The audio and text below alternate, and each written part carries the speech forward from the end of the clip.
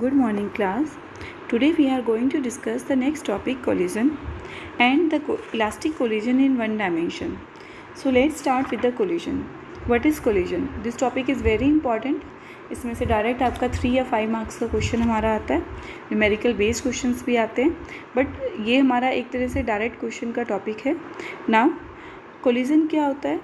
When two object strike with each other, या फिर we can say a collision is said to occur when two bodies either they physically collide each other or the path of one is affected by the force exerted by other. It means जब दो object या दो bodies आपस में collide करती हैं, for example जैसे हमारे पास ऑटोमोबाइल हैं, जब वो दोनों एक दूसरे से स्ट्राइक करती हैं तो उसे हम कहते हैं कोलिजन.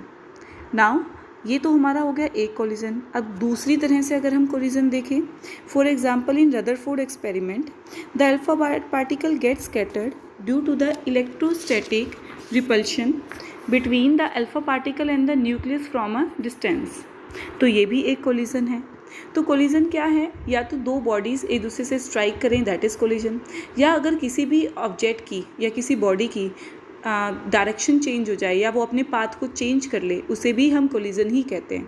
जैसे आपको पता है कि अल्फ़ा पार्टिकल्स रदरफोर्ड एक्सपेरिमेंट में हमारे पास न्यूक्लियस होता है, सेंट्रल न्यूक्लियस. आपको पता है कि एक न्यूक्लियस है, उस पर जो मेनली चार्ज होता है वो पॉजिटिव चार्ज होता है, और जब एक अल्फ़ा पार्टिकल एक दूर किसी डिस्टेंस से उससे स्ट्राइक करता है तो वो जैसे जैसे इसके क्लोज जाता है तो वो अपने पाथ को चेंज कर लेता है. तो इट मीन्स जो मोस्ट ऑफ ये रदरफोर्ड की तो थ्योरी अलग है, बट वहाँ पे हो तो कोलिजन रहा है क्योंकि अल्फ़ा पार्टिकल मेनली अपनी पाथ को चेंज कर लेता है. तो उसमें जो कुछ पार्टिकल्स आपके अल्फ़ा पार्टिकल डिफरेंट डायरेक्शंस में जाते हैं, कुछ इसको क्लोज अप्रोच करते हुए जाते हैं, और उनमें से सिर्फ एक पार्टिकल है जो अपनी डायरेक्शन बिल्कुल चेंज करके वापस आता है. तो ये कोलिजन है. हम रदरफोर्ड को तो डिटेल में नहीं स्टडी करेंगे, but this is one of the example of the collision. Now now the main key rules to study collision is the law of conservation of momentum and the law of conservation of energy. तो generally हम collision में किन चीज़ों की बात करते हैं? एक तो लीनियर मोमेंटम कंजर्वेशन, कि इधर द मोमेंटम इज़ कंजर्व्ड और नॉट, और द कंजर्वेशन ऑफ एनर्जी, कि एनर्जी कंजर्व होगी या नहीं होगी. तो इसी के बेसिस पे हम इसको कैटेगराइज करते हैं टाइप्स ऑफ कोलिजन में, that is elastic collision and inelastic collision. So first of all let's discuss elastic collision. Elastic collision means if there is no loss of kinetic energy during a collision. अगर वहाँ पे कोई भी kinetic energy का loss ना हो, उसे हम कहते हैं elastic collision.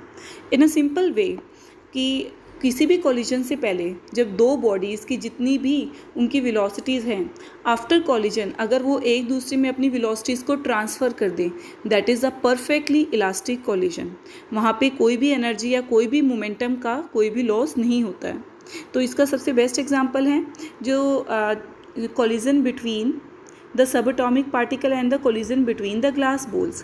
जो जनरली हमारे सब अटोमिक पार्टिकल जैसे मैंने अभी आपको बताया कि अल्फ़ा पार्टिकल की स्कैटरिंग हो रही है, कि वो उसे स्ट्राइक कर रहा है, ठीक है, या फिर कोई भी फॉर एग्जांपल एक मोशन ही हो रहा है कि एक वायर में से करंट फ्लो कर रहा है, उसमें से बहुत छोटे छोटे हमारे पार्टिकल्स हैं, इलेक्ट्रॉन्स हैं, जब वो स्ट्राइक करते हैं तो इस टाइप की जो वहाँ पे कोलिजन्स होती हैं, दैट इज़ इलास्टिक कोलिजन्स.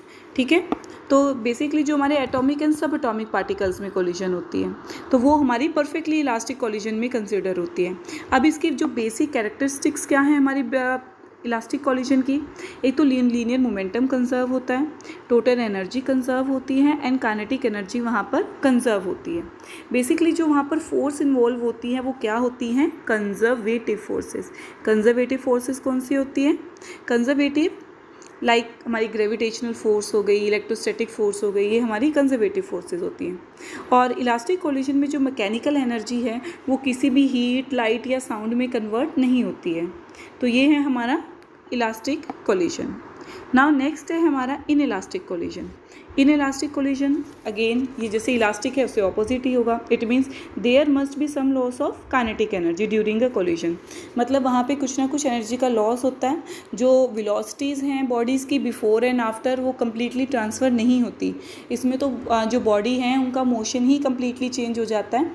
और अगर हम यहाँ पे परफेक्टली इनइलास्टिक की बात करें तो परफेक्टली इनइलास्टिक केस वो होगा when two bodies stick together after the collision and move as a single body. ये परफेक्टली इनइलास्टिक केस है, मतलब दो बॉडीज मूव कर एक दूसरे से मूव कर रही हैं। लेट जो हमारी फर्स्ट बॉडी है उसकी स्पीड सेकंड बॉडी से ज़्यादा है तो इसे स्ट्राइक करती है।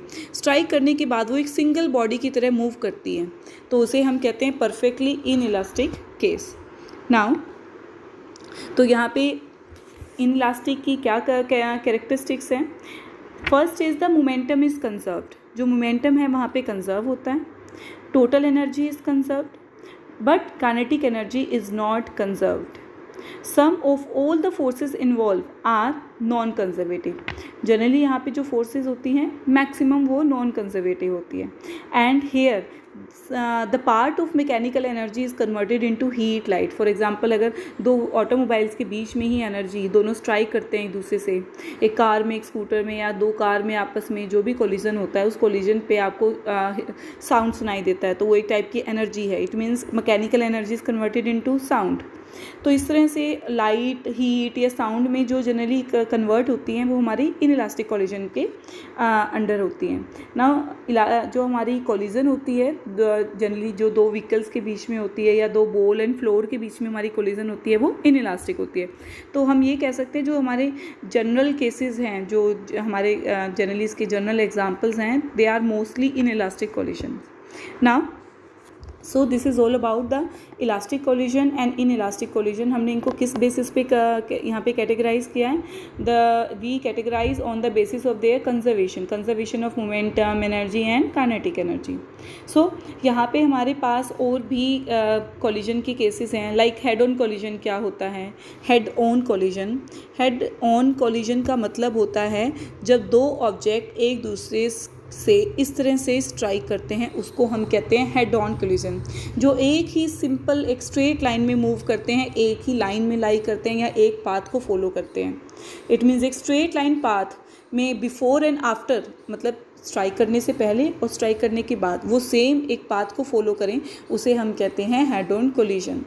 एक कोलिजन होता है हमारा ऑब्लिक कोलिजन।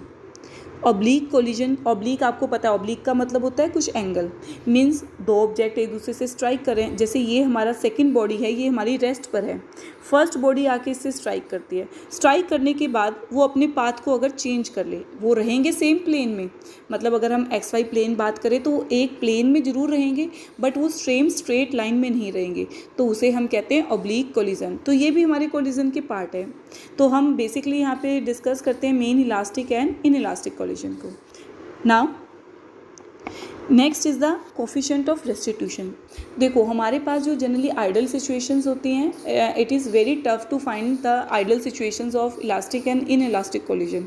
तो जनरली हम यहाँ पे बात करते हैं कि कौन सी हमारी कोलिजन कितनी ज़्यादा इलास्टिक है, या फिर हम ये कह सकते हैं कि कौन सी कैटेगरी में वो लाई करती है। तो यहाँ पे हम उसको एक जो फैक्टर है उससे डिफाइन करते हैं, that is the coefficient of restitution, that is E. हम स्मॉल ई क्या है? It is the degree of elasticity which determine the quantity called coefficient of restitution, जो इलास्टिसिटी को रिप्रेजेंट करती है कि वो कितना डिग्री उसमें कोलिजन है, या फिर the coefficient of restitution gives a measure of the degree of restitution of a collision and it is defined as the ratio of the velocity of separation after collision to the ratio of the velocities before collision। देखो यहाँ पर हमारे पास दो velocities हैं, v1 v2 क्या होती है? Generally हम जो केसेस स्टडी करते हैं v1 v2 हो गई हमारी final velocity, it means after collision, and u1 u2 क्या है? हमारी initial velocity of to bodies before collision. तो वेलोसिटी कोलिजन के बाद वो डेफिनेटली सेपरेट होती हैं, तभी हमने क्या कहा है यहाँ पे रिलेटिव सेपरेशन ऑफ कोलिजन या relative velocity of separation after collision. तो v2 माइनस v1 क्या है? रिलेटिव वेलोसिटी ऑफ सेपरेशन, और u1 माइनस u2 क्या हो जाएगा? रिलेटिव वेलोसिटी ऑफ अप्रोच, मतलब कोलिजन से पहले तो वो एक दूसरे को अप्रोच करेंगे ना कोलाइड करने के लिए।